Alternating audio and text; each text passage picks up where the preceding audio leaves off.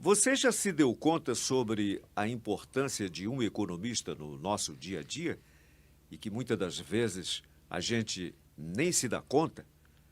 Então, deixa eu te contar uma história. O convidado de hoje é um cidadão parentinense, já foi pré-candidato a prefeito de Parintins, tem uma trajetória profissional muito robusta, tendo sido inclusive agraciado com o Prêmio Nacional de Economista do Ano em 2015. E o que vai acontecer aqui e agora vai ser uma conversa franca com Márcio Paixão, presidente do Conselho Regional de Economia dos Estados do Amazonas e de Roraima. Márcio, meu querido, ao te dar as boas-vindas, quero deixá-lo bem à vontade, começando com aquele nosso famoso bate-bola que vai acontecer. Márcio Paixão por Márcio Paixão. Olá. Bom, primeiramente, muito obrigado, estou honrado aqui, junto com meu amigo, posso assim chamar, Gilberto Martins, que sempre ouvi nas rádios, sempre ouvi, né, em vários lugares, seja no carro, seja em casa, em todos os cantos de Manaus, do interior, especialmente o Baixo Amazonas, que conheço muito bem, onde Parintins é o epicentro do Baixo Amazonas. É uma honra estar aqui hoje e tentar falar um pouquinho para a população amazonense, para a região como um todo, trazer informações que façam a diferença na vida das pessoas. Falar de economia, falar de desenvolvimento regional, falar de finanças, falar um pouco de infraestrutura, vai falar de estrada, vai falar de energia elétrica, que está tão presente no nosso dia a dia. Mas eu começaria agora a falar, o Márcio falar do próprio Márcio, falar bem rápido. Eu sou um caboclo do interior, né, meu amigo Dena? Eu sou de Parintins, nascido e criado em Parintins, meu pai pecuarista, minha mãe professora de ensino primário, durante 35 anos, com muito orgulho, de escola pública. Fui criado e estudei em escola pública a vida toda. Olha que bacana. Inclusive até a faculdade de economia, com toda a minha trajetória em escola pública, porque também a minha mãe, como professora, era muito rigorosa, né? Era daquelas antigas que é dura na queda, né? De ter a lição de casa. E olha que interessante, lá na minha época tinha até caligrafia. Não bastava só nota boa, não. Nota boa em matemática, português, história. Significa que você escreve bem, né? Escrevo bem, escrevia bem e tem a letra bonita. Ainda tem que ter esse negócio de ter letra bonita, né? Porque a minha mãe é muito rigorosa, então também eu tinha que dar o exemplo e já cresci com essa liderança de dar o exemplo, como diria Dalai Lama, né? A liderança, ela se dá pelo exemplo. Então, vim de Parintins com 14 anos de idade. Como todo garoto do interior, na minha época não tinha muita oportunidade no interior, então a gente vinha para a capital mesmo para estudar. Na minha época não existia o EA, só existia o FAM, com poucos cursos em Parintins. Nas particulares existia uma faculdade. Ainda não tinha extensão, né, Márcio? Não, ainda não tinha não. E não existiam faculdades particulares, à exceção da, salvo engano, da Newton Lins, lá bem atrás, mas muito no curso de Direito. E eu queria fazer economia. Meu pai, como bom comerciante, pecuarista, fazia uma conta melhor que todos nós aqui, rapidamente. Meu pai não tinha quarta série, mas daqueles lá das antigas que fazia conta rápida, gostava de política, gostava de economia. E isso desde muito jovem, conversando com meu pai, ele sempre desenvolveu em mim essa, vamos dizer assim, essa inquietude de entender a dinâmica econômica, de entender os preços. Cresci numa época onde a inflação era muito alta. O ambiente foi propício, na verdade. O ambiente foi propício porque ele era um microempresário, né, pecuarista, mas também vivíamos a época ali, a economia da mega inflação, 80% ao mês, enfim, é uma dinâmica muito grande. Então aquilo ali foi permeando em mim uma vontade de fazer economia. Então, para eu fazer economia, tinha que fazer na capital. E aí vim, assim como meus irmãos, fiz economia, formei economia, mestrado em economia, formei também administração e contabilidade. E no próprio nível médio, no segundo grau, antigo segundo grau, eu também fiz um curso que nem existe mais hoje, chama Técnico em Contabilidade. Fiz no Solon de Lucena, ali na Constantino Neri. Você tem uma ideia, fiz na Solon de Lucena, Técnico em Contabilidade, acho que foi uma das últimas turmas que teve, depois esse curso não existiu mais. E eu não quis fazer contabilidade, fui fazer economia. Depois voltei a fazer contabilidade e administração, e aí MBA nos Estados Unidos, morei 1 ano e meio nos Estados Unidos, fazendo gestão em negócios, trabalhei um pouco desenvolvendo a gestão empresarial numa grande empresa estatal, onde fruto assim, de muito trabalho que a gente desenvolveu lá durante 16 anos, como concursado da Eletrobras Amazonas Energia, hoje a Amazonas Energia. Então a Eletrobras foi uma grande escola, onde a gente desenvolveu toda a parte de infraestrutura na parte de energia, mas também utilizando as ferramentas econômicas para desenvolver a região, e daqui lá na frente a gente vai trazer algumas novidades e o que a gente tem de legado que a gente conseguiu entregar para o Amazonas. Muito inspirador a sua trajetória. Eu te pergunto o seguinte, logo que eu peguei as suas informações, fiquei pensando, como é que é para um parentinense receber um reconhecimento nacional como Economista do Ano 2015? Sem dúvida é uma honra e, acima de tudo, eu como um filho muito obediente que fui criado e muito católico, devoto lá de Nossa Senhora do Carmo, padroeira de Parintins, então honrar pai e mãe.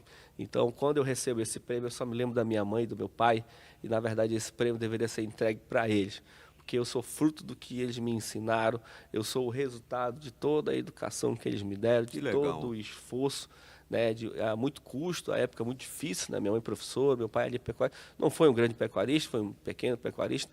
Então, o resultado do esforço deles, eu quando ganho esse prêmio, como já ganhei vários, ganhei um prêmio em Curitiba, ganhei prêmio em São Paulo, ganhei prêmio nos Estados Unidos, ganhei prêmio em vários lugares. E a cada momento que eu ganho uma premiação dessa, eu sempre remeto aos meus pais, que exatamente pelo esforço deles, somado, obviamente, ao meu esforço, à minha dedicação, trazem esses resultados, e principalmente o que me deixa feliz, como alguns prêmios, um prêmio que eu ganhei em Curitiba sobre sustentabilidade, o melhor projeto de sustentabilidade, é fazer a diferença na vida das pessoas, onde foi um projeto que a gente trouxe inclusão digital, inclusão social para crianças carentes a partir da reutilização de resíduos de informática que eram jogados, vamos dizer assim, como fosse lixo. Nós recuperávamos esses resíduos, formatávamos junto com um parceiro, reformatávamos esses equipamentos ficavam, sob o ponto de vista de prontos para serem usados, e a gente oferecia isso como aulas de inclusão de informática, aula de profissionalismo, isso lá numa comunidade, lá na Compensa.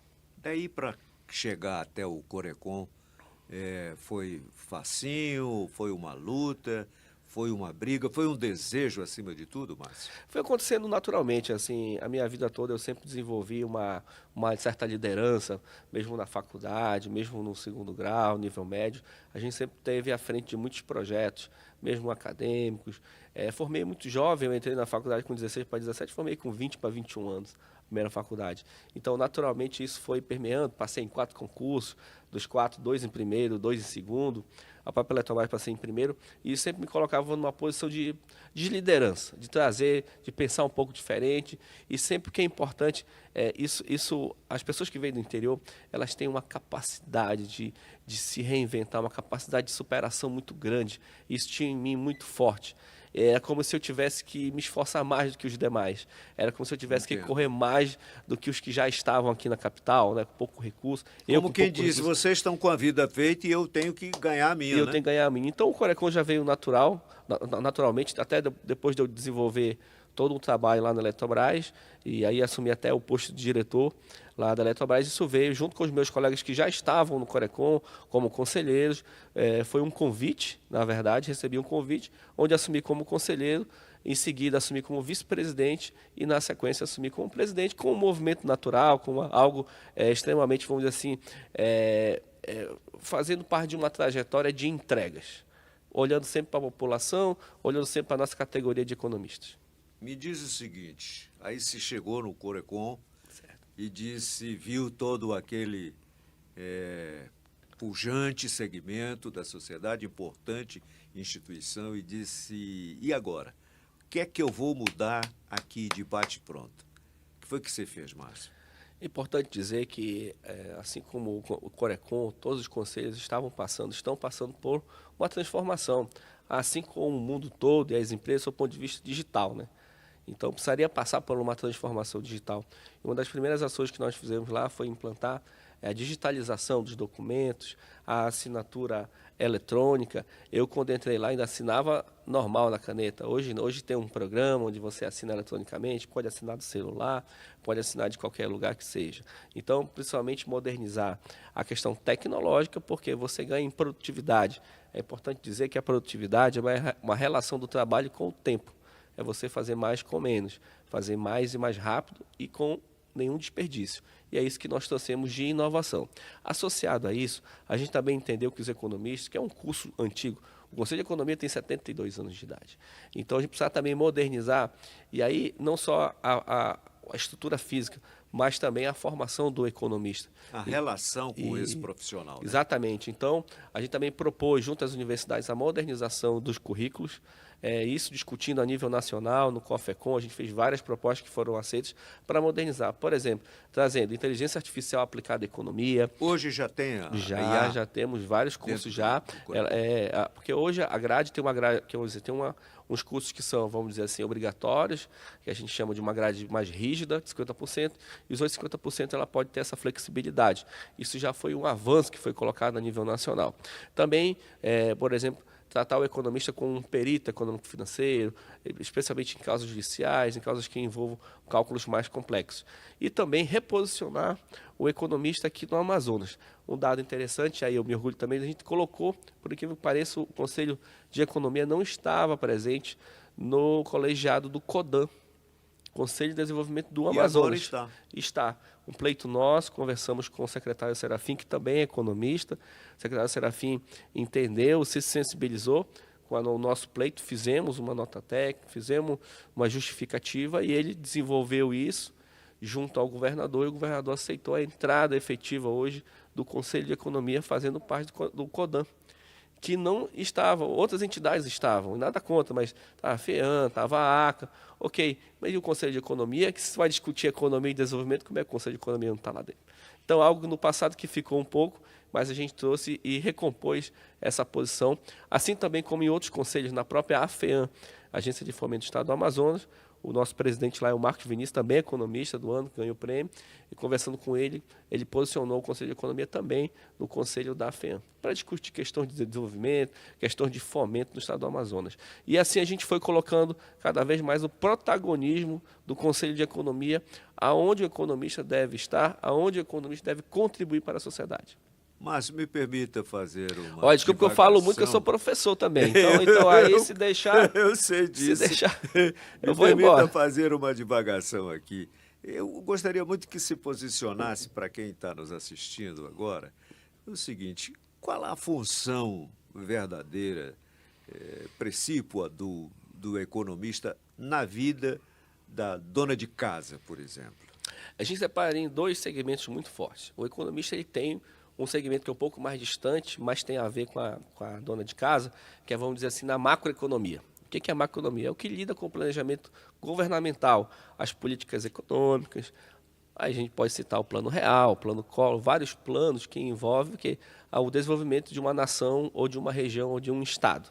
Então, ele não envolve diretamente vamos dizer assim, as famílias, mas indiretamente sim. Mas dá para fazer a conta da cesta básica? Sim, exatamente, a conta da cesta básica, em cálculo da inflação. Então, são, vamos dizer assim, parâmetros macroeconômicos. Mas no microeconômico, que talvez interesse mais, que é exatamente isso que a gente tentou desenvolver, inclusive nós tivemos alguns programas que falavam sobre isso, que é finanças aplicadas à economia doméstica, ao orçamento doméstico, às famílias, como é que as famílias podem economizar, como é que elas podem gastar menos, como é que elas podem investir. Você considera a nossa cesta básica fora do padrão? Ela é um pouco, apesar de que nós não temos ainda, Gilberto, o cálculo da cesta básica regional. A gente não conseguiu fazer o cálculo da cesta básica do Amazonas, por exemplo. A UEA tem desenvolvido esse projeto com os estudantes. Recentemente eu conversei com a coordenadora Cleísa, onde o Corecon e também o Instituto Dados da Amazônia deve estar desenvolvendo um novo projeto para a gente ter precisamente o cálculo da cesta básica. Hoje o que nós temos é uma cesta básica nacional, o que na nossa visão distorce um pouco, porque não vamos dizer assim, não percebe, não captura as peculiaridades regionais, especialmente com relação à distância, especialmente com relação ao frete, especialmente alguns custos que não são verificados no sul e sudeste. O quilo de arroz daqui não é o mesmo quilo de arroz do sul e sudeste e vice-versa, o quilo do tomate, principalmente hortifruti granjeiro. Então, é um desafio, o Corecon está de olho nisso para desenvolver junto com a UEA, fortalecer com a UEA uma cesta básica regional que possa finalmente refletir. Um outro segmento que, vamos dizer assim, que que entende que precisa ter um cálculo mais preciso, é o próprio Sinduscon, onde você calcula o metro quadrado da construção civil. Ele ainda não consegue capturar o metro quadrado do Amazonas ou regional. Ele utiliza um metro quadrado do Brasil. E, de novo, não reflete, traz algumas distorções naturais, porque nós estamos num país continente, né? Nós estamos num país gigantesco. O próprio Amazonas já é um estado-continente. Então, é essa captura que a gente precisa trazer um pouquinho para a região, retomar isso com as instituições, o Corecon acoplado a várias instituições, nós já temos movimentado isso muito para a gente fortalecer a própria ACA, o FIAM, o CIEAM, tem interesse nesses estudos para poder ter uma precisão melhor e uma tomada de decisão. Você está querendo me dizer o seguinte, que o metro quadrado da Djalma Batista pode não ser esse que estamos cobrando hoje? É em função do custo do transporte, em função do custo das mercadorias que são trazidas aqui. Por óbvio, muitas delas são vindas de outros estados e, por vezes, de outros países. Então, isso distorce um pouco quando você agrega impostos, quando você agrega fretes e carretos, quando você agrega a logística, que todo mundo sabe a logística do estado do Amazonas, como é complexa. Balsas, rios e etc. Os rios são as nossas ruas. Então, mas bom, é uma referência, mas que a gente precisaria dar uma calibrada melhor nessa referência sobre esse ponto de vista desses índices. Queria agora partir um pouquinho para a relação do Corecon com o associado, com o economista. Não sei se você já falou lá atrás, mas essa relação com o economista, ela tem sido cada vez mais apurada, vocês estão mais perto dos economistas. Você falou do curso. E as outras coisas, do ponto de vista social, por exemplo? A gente conseguiu aproximar através de um projeto que nós desenvolvemos lá chamado Clube de Vantagem. O Clube de Vantagem, hoje ele reúne, capitaneado pelo Corecon, nós reunimos mais 7 instituições, e aí é o CREA, é o CAUA, é a ACA, outras instituições que somadas, o CRC, que é um grande companheiro nosso, o CRC, que é o Conselho Regional de Contabilidade, e o Conselho Regional de Administração. Quando a gente junta essas 8 instituições, vou dar um número interessantíssimo. Nós temos hoje cerca de 3.000 associados. Então, quando nós íamos negociar algum desconto, algum benefício para o nosso associado, é um pouco difícil nesse universo. Mas quando nós juntamos 8 instituições, isso sai de 3.000 para 50.000 registrados. Então, a hora que nós chegávamos, por exemplo, num parceiro, numa empresa, olha, nós temos um universo de 50.000, isso certamente tem um olhar diferenciado. Então, hoje, o Clube de Vantagem ele oferece vários descontos, seja drogaria, seja academia, seja cowork, seja postos de gasolina, 11 postos de gasolina, onde o economista pode apresentar sua carteira e oferir descontos de combustível para quem anda muito, academia, como falei, farmácia, enfim, hoje, escola de criança. Hoje são mais de 300 serviços que a gente oferece num universo de mais de 800 parceiros que nós conseguimos juntar no que a gente chama de clube de vantagens que o Corecon desenvolveu para aproximar o economista e para trazer algum benefício, algum retorno. Aquele economista que paga anuidade, a gente ouvia muita reclamação, poxa, mas eu pago anuidade, que o Corecon pode fazer por mim, enquanto economista, categoria. E a gente desenvolveu esse clube de vantagens e benefícios, onde finalmente o economista pode sim oferir um desconto. Vou dar um número preciso. Teve um economista, que foi um ex-presidente nosso, Marcos Evangelista, ele anda muito de carro, tudo bem, mas só num ano ele economizou com combustível R$800. Sendo que significativo. Sendo que a nossa anuidade é R$600. Então, somente com o item combustível, ele conseguiu pagar a anuidade dele com o desconto que ele conseguiu oferir com o combustível. Então, isso aproximou mais, isso trouxe mais benefícios, fora os outros eventos que a gente sempre faz durante o decorrer do ano, juntando os economistas, economista do ano, várias premiações que a gente dá durante o ano, para justamente integrar o economista, fortalecer a classe e garantir o exercício regular da profissão. Nós estamos falando de que números aí de economistas? Hoje são 3.000. Incluindo o interior. São 3.000 Como é que registrados. Você tem atingido o interior, esses economistas? Eu tenho uma novidade também. A gente conseguiu conversar no passado ainda com o reitor André Zogaíbe, e ele nessa conversa estendeu mais 6 cursos de economia para o interior. Então, a gente foi para conversar sobre o curso de economia de Parintins, que já teve no passado e depois não teve mais. E aí a gente, quando conseguiu voltar com o curso de economia para Parintins, por um acaso foi Parintins, tá? Só coincidência. Só para quebrar o nosso galho. Só foi coincidência. E aí, obrigado, André Zogaíbe, conseguiu mais 5 municípios. Então, hoje, fora a capital, são 6 municípios que a UEA cursos regulares de economia. E isso a gente tem atingido um universo muito grande de economistas garantidas da profissão. Estou conversando aqui com o Márcio Paixão, que é o presidente do Conselho Regional de Economia, o Corecon. E engraçado que eu não sabia que você tinha sido pré-candidato a prefeito de Parintins. Você também tem uma inserção na política, né? É aquela liderança que a gente falou agora há pouco, né? Quando a gente consegue entender o ambiente que a gente vive, quando a gente consegue observar as contribuições. De que modo você seria um prefeitaço? lá de Paris? Desenvolvimentista, vários projetos que a gente desenhou para a Eco, por exemplo, um que está saindo agora, que é interligar Parintins ao Brasil. Poxa, você estava me falando disso, é um negócio fantástico isso. Como é que seria isso? Isso é uma cidade que já existe há algum tempo, mas, enfim... Como é que faz? As lideranças... Parintins, liga com Juruti, como é que é? Parintins vai até Vila Amazônia. Vila Amazônia, Vila Amazônia é Parintins, né? Certo, certo. Só que você vai por rio, não tem interligação terrestre. Mas é Parintins. Sim, na balsa, né? Isso, balsa, mas é balsa de hora em hora, praticamente. Então, Vila Amazônia, você vai até Juruti, de Juruti vai até Santarém. Mas essa estrada já existe? Já existe. As pessoas vão de moto, de carro, de picape, já conseguem ir para uma pista precária, por óbvio, e precisaria de uma infraestrutura. Seria uma 319 ou não? Isso, exatamente, porque já existe a pista, né? Você já anda lá. E o que é melhor, até chegar em Santarém, você pega 163, que é Santarém-Cuiabá. Mas também tem outro trecho de Parintins até Itaituba, que também chegaria até a BR e é o Brasil. Mas o que está mais próximo de ser concretizado, tem 2 semanas atrás que a gente verificou aí que o senador Eduardo Braga tem uma emenda onde ele vai estar trazendo a infraestrutura para essa pista e aí finalmente vai interligar Parintins ao Brasil. Eu gosto disso. É ligação, saídas, Sim, infraestrutura. A gente pode citar, por exemplo, a energia. O Parintins foi interligado, tem cerca de 2, 3 anos atrás. Foi um projeto que ele desenvolveu há quase 15 anos atrás. Onde Parintins finalmente foi interligado a partir da linha Tucuruí-Macapá-Manaus, que interligou Manaus ao Sistema Interligado Nacional do Brasil, capitaneado pela ONS. Existiu uma derivação de projeto onde essa linha ela poderia chegar até uma ilha chamada Ilha de Jurupari, ainda no Pará, e da ilha de Jurupari até Parintins.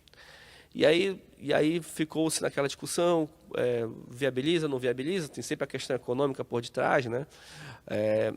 Quando a linha foi licitada para ser executada, uma empresa espanhola ganhou, não conseguiu tocar o projeto, teve que ser relicitada, e Parintins hoje é interligado com o Sistema Interligado Nacional e com fibra ótica. Quero voltar ao assunto energia no próximo bloco. Vamos Podemos? Sim, podemos. Agora, eu queria mostrar algumas atividades que vocês têm feito lá no Corecon. Podemos, Monique? Então, vão aparecer aí alguns vídeos ou algumas cartelas e eu gostaria que você me dissesse do que se trata. Vamos lá, então. São assuntos relevantes da nossa... Aqui está o podcast, né?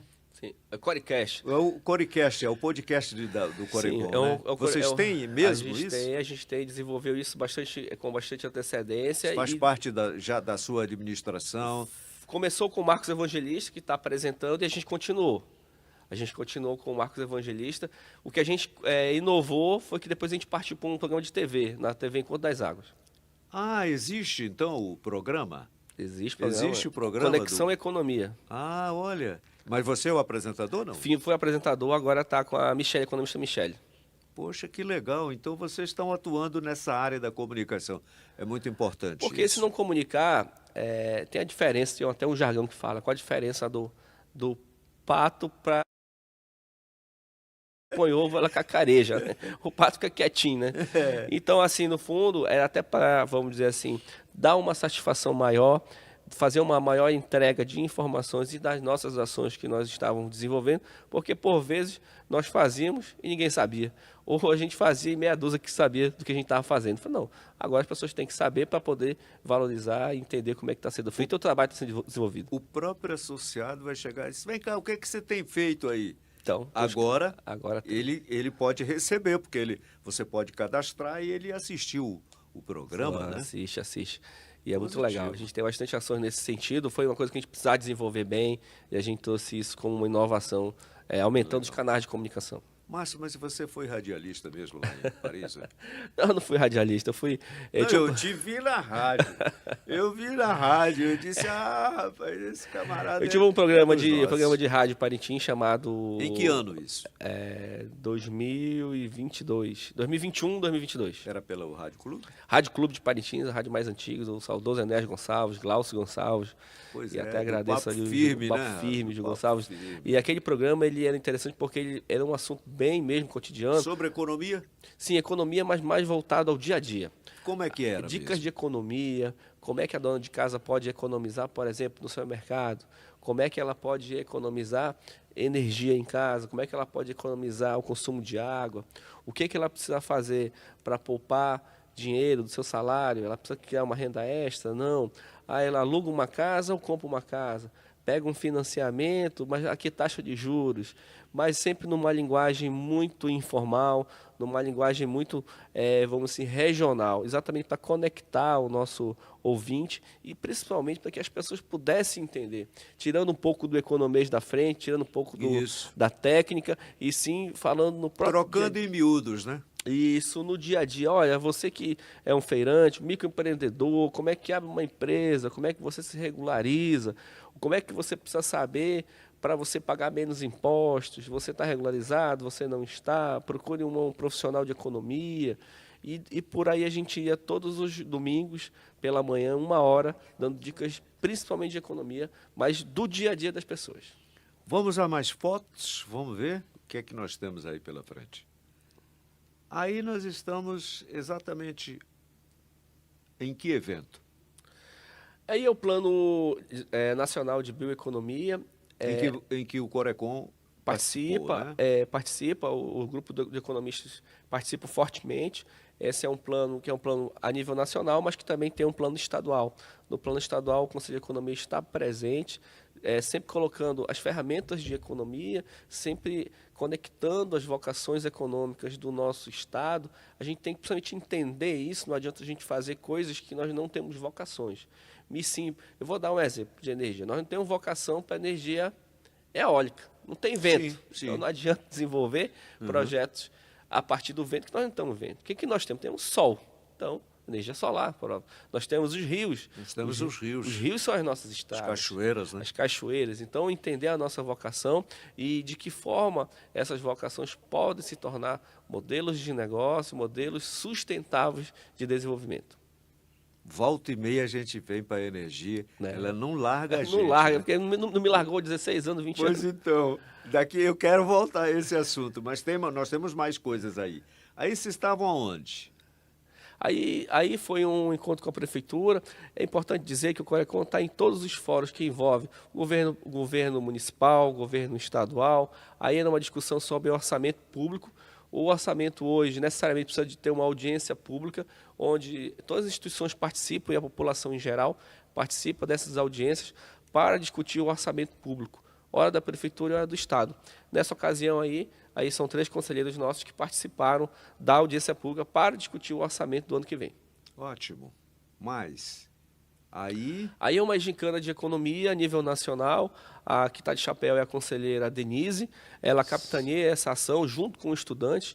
Normalmente nós levamos 2 ou 3 duplas de estudantes, especialmente da UEA. A UEA já tem 5 anos que é campeã dessa gincana de economia. É uma série de atividades na área de economia onde o COFECON promove essa competição para desenvolver competências na área de economia nos estudantes. E felizmente, graças a Deus, o curso de economia do Amazonas tem conseguido as melhores posições como campeão há 5 anos. Eu tenho um vídeo seu aí, que eu quero saber onde é que você está e o que você estava fazendo. Temos aí? Olha lá, hein? Vamos lá, hein? Olá, gostaríamos de registrar a presença do Conselho Regional de Economia na Feira do Empreendedor do SEBRAE, uma feira que reuniu 25 mil participantes, um grandioso evento onde o Corecon esteve presente nos 3 dias. Sim. Já, né? É uma feira do SEBRAE que foi realizada no Estúdio 5, Como falei, todos os fóruns que envolvem economia, desenvolvimento regional, O empreendedorismo. Corecon estava lá. O Corecon estava presente, um stand onde nós fazíamos o atendimento gratuito à população, um stand cedido pelo SEBRAE, onde nós dávamos orientações de economia, de financiamento, de projetos industriais. Você quer, eu quero fazer um financiamento, onde é que eu consigo um órgão, onde é que eu consigo, eu quero expandir a minha empresa, como é que eu preciso? Então nós dávamos orientações legal. gratuitamente nesse evento, que é um evento grandioso do SEBRAE, que todos os anos o SEBRAE promove no Estúdio 5. Mais fotos. Roda. E aí, Isso é um evento que é o... economia. Isso. Aí é o Congresso Brasileiro de Economia. O Corecon também esteve presente, inclusive com uma apresentação sobre bioeconomia e desenvolvimento sustentável. Esse Congresso Brasileiro de Economia ele é realizado a cada 2 anos. Esse ano foi realizado em Porto Alegre, onde nós tivemos uma participação expressiva dos nossos economistas e uma apresentação exclusiva para falar de desenvolvimento regional na Amazônia, bioeconomia, desenvolvimento sustentável, que é o grande desafio hoje, como desenvolver sem explorar, como desenvolver sem desmatar, como desenvolver sem acabar com os recursos naturais. E é por isso que vem o conceito de sustentabilidade. Então, esse é o grande desafio, né?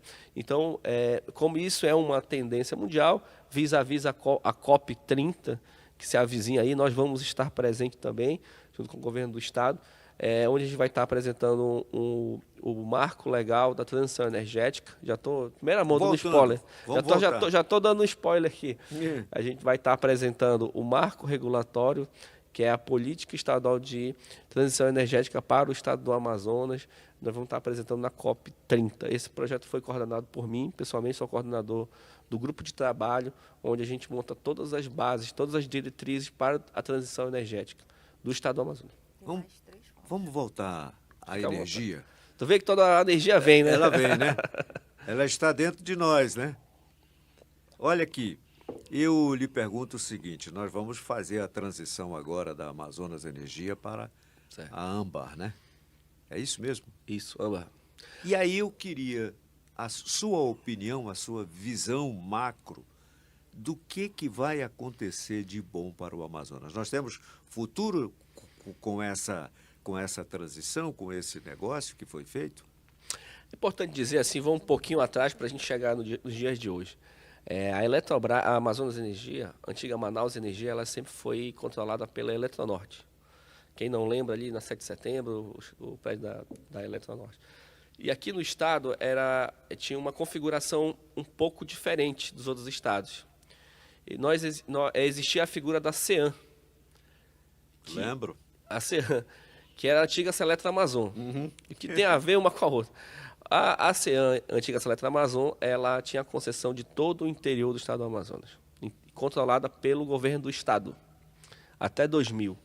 Em 2000, a Eletrobras encampou. A Eletrobras incorporou isso ao sistema Eletrobras, a nível federal.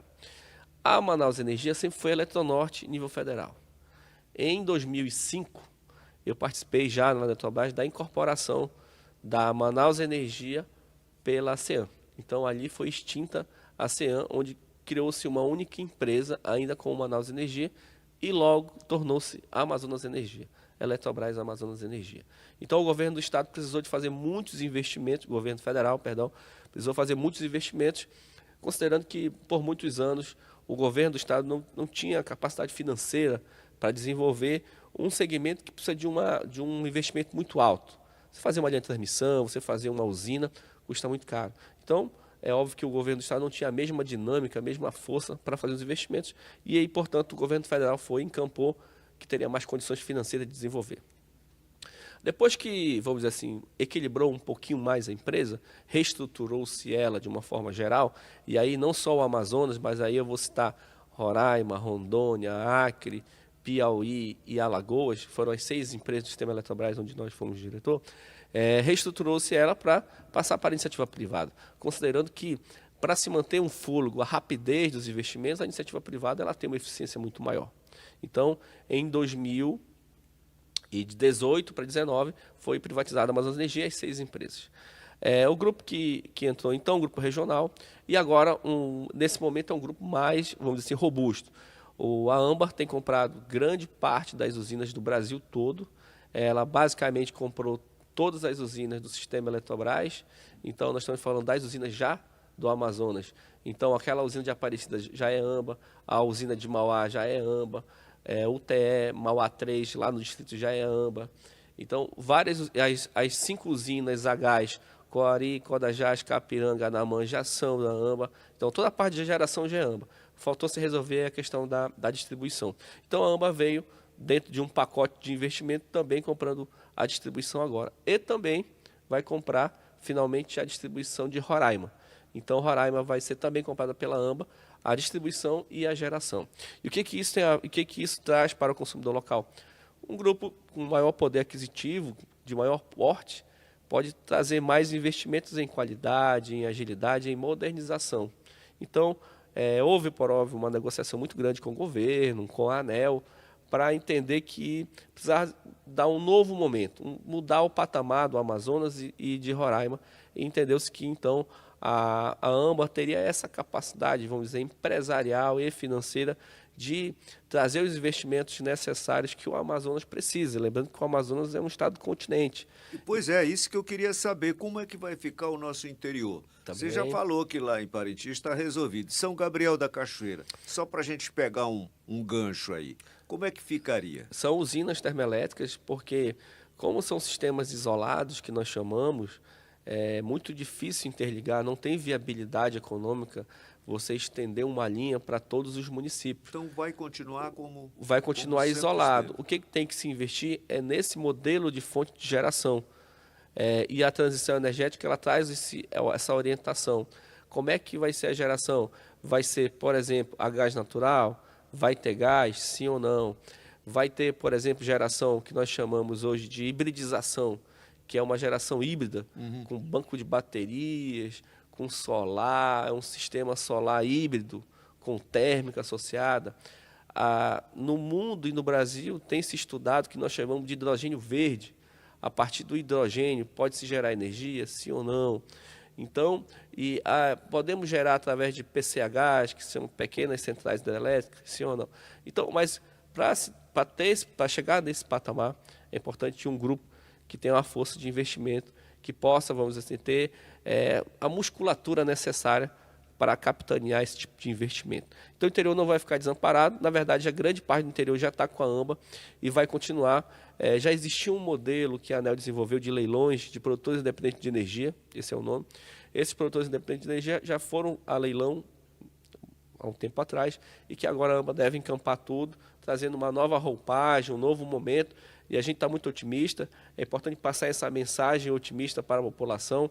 A gente e o governo vê com bons olhos esse novo momento que a empresa vai viver. Márcio, agora é muito cara a energia, né? É cara exatamente pela base da fonte ainda ser térmica a óleo diesel. Então precisaria resolver essa fonte que é térmica a óleo diesel. Grande parte dela já foi solucionada com a interligação de Manaus, que é a principal carga, mas o interior todo ainda precisaria passar por essa transição que é a mudança da fonte energética, que hoje a fonte realmente ainda é muito cara, a óleo diesel. Ninguém quer isso, polui, isso tem impacto ambiental, tem um custo altíssimo, tem um custo de logística altíssimo. Como é que você vê as mini hidrelétricas? Com bons olhos, no que se pode atuar. As mini hidrelétricas, elas passam por uma questão, vamos dizer assim, de projeto. Não é em qualquer lugar que você pode colocar isso. Vis-à-vis a próprio Balbino, né? Muito se criticou que não é uma mini, é uma hidrelétrica grande, de 150 megawatts, mas que não entrega 200 megawatts, que não entrega o que se propôs. Ali foi uma questão de vazante, jusante, a inclinação do lago, ela não dá a força motriz. Não tem como sair dali. Porque, assim, uma hidrelétrica, ela gera energia através de uma força mecânica, que é a força da água. E para ela ter essa força mecânica, precisa ter uma inclinação, como se fosse uma vazante. E a partir dessa inclinação e da inundação do lago, que ela gera energia. Ali não se tem a capacidade que deveria ter para o tamanho dessa hidrelétrica. Então, por exemplo, tem hidrelétricas que elas inundaram uma área muito menor e que geram muito mais energia. Balbino inundou uma área muito grande e gera pouca energia. Então, aí tem uma questão de geografia, tem uma questão de análise de engenharia. Positivo. Vamos sair agora da energia para a nossa relação com a Zona Franca de Manaus. Corecon e Zona Franca de Manaus. Como é que vocês estão? E aí eu queria emendar a pergunta sobre reforma tributária, porque agora, né, nós vamos entrar em janeiro já com uma série de... Já é o início, né? Já é, né? O início Virada de chave, como é que é o negócio? Vamos começar sobre a relação do Corecon com a SUFRAM. Sempre foi muito boa, é importante dizer, e aí vai para o economista, vai para aquele estudante de economia ou para quem pretende fazer economia, que todo projeto, que toda empresa que vem se instalar no Polo Industrial de Manaus, ela tem que necessariamente ter um projeto econômico-financeiro assinado por um economista. Olha a ligação aí, né? Então, isso, obrigatoriamente, qualquer empresa que fosse instalar precisa ter um projeto assinado por um economista para ter os incentivos fiscais. Hora de ICMS do Estado, hora de IPI, de I, que são impostos federais. Então, isso já tem uma reserva de mercado para o economista importante. Vários economistas trabalham com esse segmento, com grandes escritórios, com grandes consultorias que fazem esses projetos econômico-financeiros de incentivo fiscal. Associado a isso também tem um projeto econômico-financeiro de financiamento, de acesso a fomento. Então, como esse mercado, o Corecon está muito próximo da SUFRAM com relação a esses projetos, participar da reunião do CODAN agora, participar da reunião do CAIS, que é o Conselho de Administração da SUFRAM, discutir com o superintendente Bosco Saraiva nos recebeu com muita atenção lá. A gente está desenhando, inclusive, um acordo de cooperação técnica com o superintendente Bosco Saraiva. Inclusive, quero agradecer e elogiar o trabalho que ele tem desenvolvido de portas abertas na SUFRAM. Todos que pedem uma audiência, ele recebe muito bem. O Corecon foi recebido muito bem e estamos desenvolvendo um acordo de cooperação técnica exatamente para a gente unir forças, trabalhar no desenvolvimento da SUFRAM e, portanto, da região e, cada vez mais, trazer qualidade aos projetos de desenvolvimento regional. Positivo. E janeiro, com a Reforma virada tributária. da chave, reforma tributária. A gente participou também ativamente, o Corecon, inclusive eu pessoalmente fiz uma apresentação na comissão que discutiu a reforma tributária, vários órgãos, não só o Corecon, mas Eletros, CRC, CRA. O Corecon fez uma apresentação em defesa do modelo Zona Franca de Manaus e em defesa do melhor desenho para a Zona Franca de Manaus. Então, desde a primeira discussão, dos primeiros textos, a gente se envolveu diretamente. E aqui também quero render homenagem ao economista Farid Mendonça, economista do Corecon também, que desenvolveu ativamente, ele é assessor do nosso senador Omar Aziz, desenvolveu ativamente, junto com os economistas, Afonso Lobo, enfim, um grupo muito forte para poder defender a Zona Franca e, principalmente, entender que o texto deveria ser favorável ao que nós já temos hoje, sem perder nada, sem perder competitividade, sem perder o atrativo que nós temos, que é o modelo Zona Franca de Manaus. A partir de janeiro começa, ela é progressiva, um primeiro ensaio, então a preocupação era não mudar a chave do dia para a noite, já começa sim a fazer as primeiras simulações, o governo federal já está preparado. E é importante dizer também, Gilberto Martins, que assim, a reforma tributária, toda mudança no primeiro momento traz um certo receio, né, um certo medo. O que vai acontecer com as empresas, o que vai acontecer com as famílias, com as pessoas, os empregos. Mas é importante lembrar que o mundo moderno, a Europa, já utiliza esse sistema unificado, já utiliza esse sistema simplificado. Então, o que a gente defendia na reforma é que realmente o Brasil precisaria de um sistema um pouco mais simplificado. O Brasil realmente era o que se chamava de manicômio tributário, onde impostos, alíquotas de toda a ordem e por vezes com bitributação.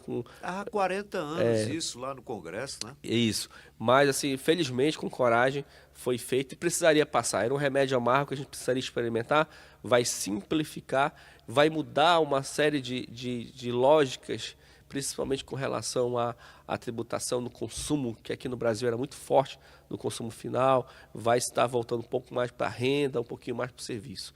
Eu só tenho, na minha visão, vou dizer, técnica, óbvio que a gente tem que experimentar para viver, mas só vejo com bons olhos a reforma tributária para o Estado do Amazonas. Bom, nós já estamos caminhando para o final, mas eu quero ainda te dar uma alfinetada sobre bioeconomia. Como é que você enxerga o nosso futuro aqui, CBA e tudo? Pode fazer uma avaliação disso? Sim, podemos sim. É um tema que hoje eu estudo bastante, tenho desenvolvido bastante estudos e análises. O grande desafio que o Amazonas enfrenta, existem alguns, vão ser bem pragmáticos, bem pontuais. Por exemplo, como desenvolver a bioeconomia a partir da biodiversidade dos recursos naturais e ter uma economia de escala. O que é economia de escala? É como essa atividade vai ter produtividade em grande escala para que isso tenha um retorno. Porque com as regras hoje as regras ambientais, elas restringem muito as áreas que são afetadas. Então, ao restringir as áreas, você tem menos alcance e, portanto, menos produtividade do seu ponto de vista de área que você pode utilizar. Então, um dos desafios é a tecnologia. Como desenvolver sem estar explorando menos áreas, ou o impacto menor possível para desenvolver qualquer cultura que seja. Um outro ponto de economia de escala é como desenvolver o estado do Amazonas, considerando essas várias restrições, inclusive muito fortes, que nós temos ambientais. Vou trazer um ponto aqui de uma cultura, por exemplo, o peixe. O tambaqui que nós comemos fartamente nos restaurantes de Manaus, eles vêm hoje, 80% a 90%, vêm de Boa Vista, Roraima e vêm de Rondônia, onde os estados desenvolveram essa cultura e incentivam essa cultura. Então vejamos uma provocação aqui. Olha o tamanho do estado de Roraima e olha o tamanho do estado do Amazonas. É incrível isso, eu nunca me conformei com isso. O tamanho dos rios de Roraima e o tamanho dos rios do Amazonas. Então, como é que nós não produzimos para alimentar o nosso próprio povo com esse exatamente. rios todos? Então, a nossa visão é perfeitamente sustentável, considerando a farta área que nós temos. É sustentável essa cultura do peixe, que ele pode ser desenvolvido, ele pode ser explorado sem degradar o meio ambiente. Então, desde o mestrado ainda, o professor Alexandre Rives, o doutoramento, o grande desafio é esse, como desenvolver de forma sustentável, onde você vai preservar a área e vai vai manter os recursos da biodiversidade, dos recursos naturais para as próximas gerações. Mas, para mim, foi rápido, altamente positiva. Olha, eu ficaria aqui. Foi uma conversa franca e riquíssima, né? Porque eu falo muito, é coisa de professor, hein? Mas, se deixar mas a gente acha que estabeleceu uma relação boa, que você esteve à vontade no meu entendimento. E era isso que eu gostaria de deixar registrado aqui. Mas eu queria também que você deixasse uma mensagem para o jovem que porventura esteja ouvindo esse podcast, se está na dúvida ou não de fazer economia. Dá uma mãozinha, dá um impulso nessa rapaziada. Costumo dizer que a economia está presente no nosso dia a dia. Tudo que nós fazemos hoje, andamos, ou qualquer decisão que a gente toma, envolve alguma coisa de economia. Desde o ônibus que você pega, o Uber que você pega, a decisão de comprar uma roupa, a decisão de ir ou sair ou não, ela envolve economia. Então, a economia ela permeia todos os segmentos da sociedade. Em especial no Amazonas, o economista tem desenvolvido, ele tem apresentado um papel muito grande, exatamente o que a gente falou agora há pouco, sobre a bioeconomia. O desafio que o economista tem em desenvolver as vocações do estado do Amazonas e da região amazônica. O economista traz o ferramental dele para essa seara. Então, a economia ela tem um lado da matemática muito forte, mas também tem um lado de história, desenvolvimento econômico, um lado social muito forte também. Então, aliar a parte matemática, uma parte social, num ambiente de floresta que nós vivemos aqui, faz com que o economista seja um grande protagonista dessa, vamos dizer, dessa mudança de paradigma, seja um ponto de inflexão para o desenvolvimento do Estado, para o crescimento, numa perspectiva de planejamento de Estado para 20 ou 30 anos. Muito obrigado, Márcio. Olha, pessoal, queria registrar aqui que esse programa ele está hospedado na Produtora 6. Na verdade, é uma produção da Produtora 6 Web TV. E nós estamos no YouTube. E para você participar, o nosso número é 92-98199-0032. Fica combinado? Eu te espero por aí. Eu e o Márcio, nós vamos ficar contando com a sua audiência no YouTube. Um abraço, forte abraço, extensivo a toda a família do Corecon e muito obrigado por ter vindo aqui, tá, meu irmão? Obrigado, fico à disposição. Eu acredito no Brasil e acredito muito na nossa região amazônica. Obrigado.